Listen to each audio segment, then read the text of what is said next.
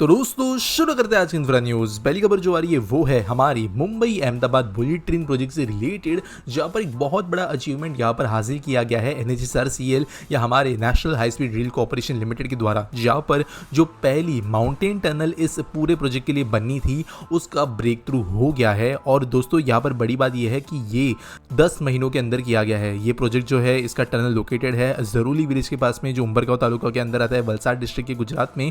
और ये टनल वैसे इतनी ब्रॉड है कि दोनों तरफ की बुलेट ट्रेन एक तरफ में जा सकेगी। यहाँ पर एंट्रेंस साइड में हुड भी होगा, क्योंकि यहाँ पर जब बुलेट ट्रेन बहुत तेज से गुजरती है तो एयर प्रेशर की वजह से दूसरी साइड में बहुत ज़्यादा नॉइस के कह सकते हो एक ब्लास्ट होता है। और साथ साथ जो है कहीं ना कहीं पर यहाँ पे जो एंटर एग्जिट के अंदर एयर प्रेशर का प्रोसेस होता है, जो स्मूथ बनाने के लिए हुड्स बनाने पड़ते हैं, या कह सकते हो आधी अधूरी टनल कैप बनानी पड़ती है, वो चीज़ भी यहाँ पर की जाएगी। यहाँ पे ये टनल को बनाने के लिए new Austrian tunnel boring technique का इस्तेमाल किया गया, यानी बेसिकली ब्लास्ट कर करके जो है सारा मलबा निकाल के जो है इस टनल को बनाया गया, जो अपने आप में एक बड़ी अचीवमेंट है। और वैसे बुलेट ट्रेन प्रोजेक्ट के लिए और बड़ी टनल सब बनने वाली है। अगली खबर दोस्तों जो आ रही है वो है एयर इंडिया से, जहाँ पर इन्होंने अपने नए A350 एयरक्राफ्ट को अनवील किया है, जो कि इनके नई लाइब्रेरी के साथ में पेंट किया गया है।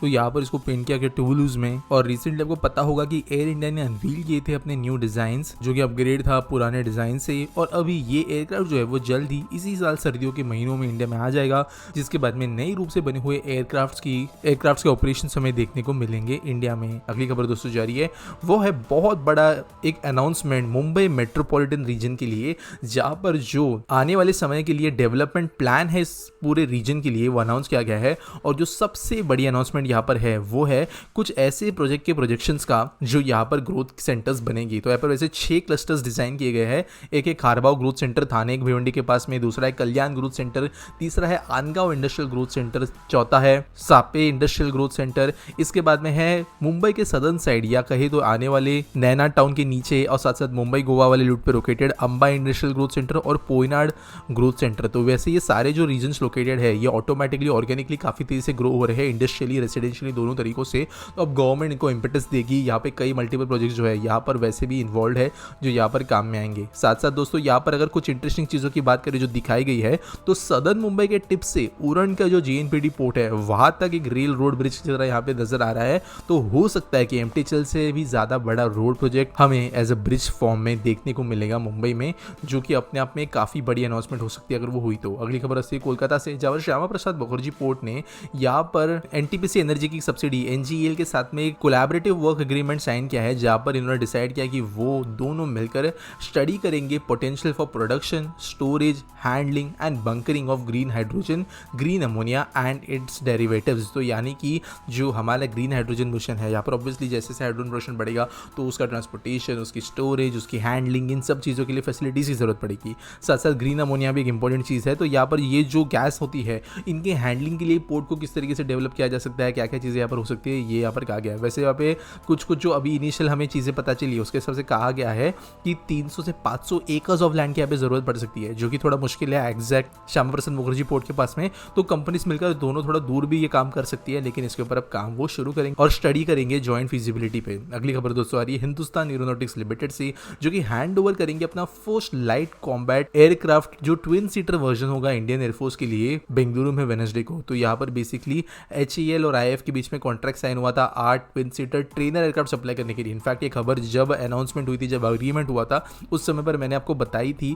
और यहाँ पर अब यही जो है एग्जैक्टली डिलीवरी होना शुरू हो रही है विद इन फ्यू मंथ्स। तो यहाँ पर ये जो एयरक्राफ्ट है ऑब्वियसली जैसे नाम है ट्रेनिंग के लिए यूज़ करेगा हमारा एयरफोर्स। और आने वाले समय में चाहे वो तेजस एयरक्राफ्ट हो या दूसरे कोई और एयरक्राफ्ट हो, इनके इनिशियल फेजेस के अंदर जो ट्रेनिंग होती है नॉर्मल एयरक्राफ्ट की, वो इन एयरक्राफ्ट में की जाएगी। अगली खबर दोस्तों जारी हुआ अरुणाचल प्रदेश से, जिसको अवार्ड किया गया है geographical indication tag for Khamti rice. तो दोस्तों आप जानते हो कि कुछ ऐसी चीज़ें होती है जो कि काफ़ी डुप्लीकेट होती है, काफ़ी तरीके से उनका जो है हैवी एक्सप्लॉइटेशन होता है अलग अलग एक्सपोर्ट मार्केट्स के अंदर। जियो टैगिंग की वजह से वो जो प्रोडक्ट है उसकी ओरिजिनलिटी इंश्योर होती है। और यहाँ पर इसलिए अरुणाचल प्रदेश को ये दिया गया है। खमती राइस जो लोग नहीं जानते हो एक स्टिकी प्रोड्यूस ऑफ राइस है, जो कि अरुणाचल प्रदेश के नामची डिस्ट्रिक्ट में बनता है और काफ़ी इसका यूनिक टेस्ट होता है। इसके अलावा छुरपी के अंदर याक का जो चीज़ बनता है उसको भी जियो टैग दिया गया है। तवांग का तांगसा टेक्सटाइल जो है उसको भी जीआई टैग दिया गया है। ये भी काफ़ी यूनिक प्रोडक्ट्स है, लोकल प्रोडक्ट्स है जिनको काफ़ी ज़्यादा कंपटीशन फेस करना पड़ता है, लेकिन जियो टैगिंग की वजह से इनको बहुत फ़ायदा मिलेगा।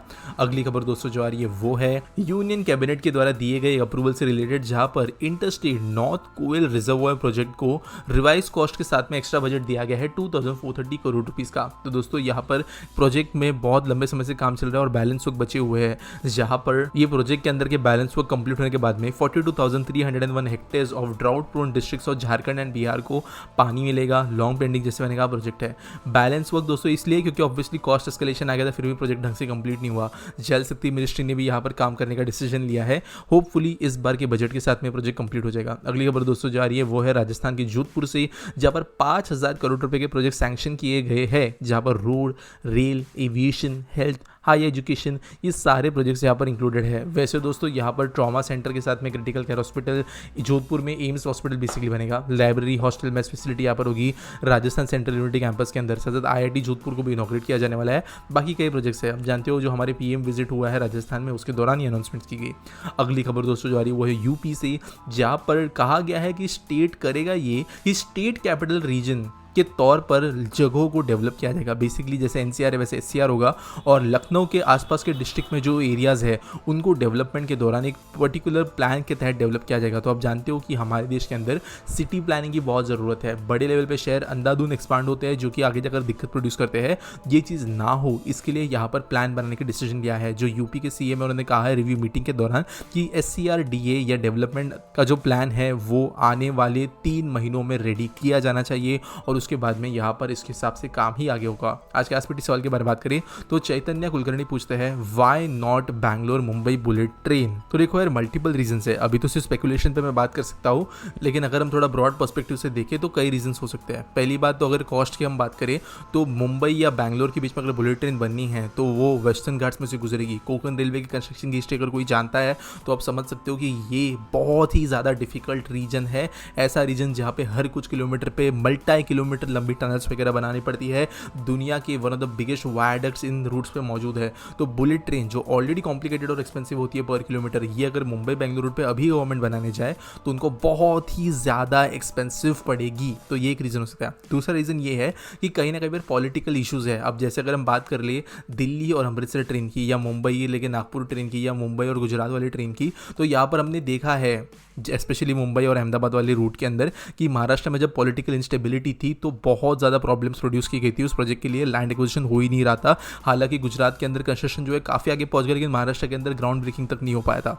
सेम चीज़ प्रॉबली जो है बेंगलोर वाले रूट पर हो सकती है, जहाँ पर जो स्टेट्स में से प्रोजेक्ट गुजरेगा, चाहे फिर वो महाराष्ट्र हो, गोवा हो या फिर कर्नाटका, यहाँ पर कहीं ना कहीं पर जो पॉलिटिकल इशूज़ है वो प्रोजेक्ट को डीले वगैरह करने के इशूज़ है। हालांकि नॉर्थ में भी ये है, लेकिन गवर्नमेंट उनको ज़्यादा सॉल्वेबल समझती है क्योंकि बहुत ज़्यादा रीजन जो है वो सिमिलर टाइप के डिमांड वाले रीजन में से गुजरता है। इसके वजह से कहीं ना कहीं पर वो रीजन से लेके आ जा सकता है। तो ऐसे कई सारे रीजंस हो सकते हैं। अब ये सब स्पेकुलेशन है, लेकिन करेंटली ये देखा मैंने ये कि गवर्नमेंट जो फिजिबिलिटी स्टडीज़ कर रही है वो अलग रूट पे है। हो सकता है कि आने वाले कुछ महीनों में हमें पुणे बेंगलुरु के बारे में भी और खबर मिले, जैसे नागपुर और अमृतसर दिल्ली के बारे में मिली है। तो उसके बारे में हम अभी डायरेक्टली कमेंट नहीं कर सकते। उम्मीद करता हूं आपको वीडियो अच्छी लगी होगी। अगर चैनल को सब्सक्राइब करते हो तो हमारी उसकी वजह से बहुत मदद होती है। न्यूज़ सबमिट करनी है तो उसके लिए डिस्क्रिप्शन में आपको लिंक मिल जाएगी। साथ साथ हमारे व्हाट्सएप चैनल को भी आप ज्वाइन कर सकते हो, दिए गए लिंक के जरिए। मिलेंगे अगले वीडियो में।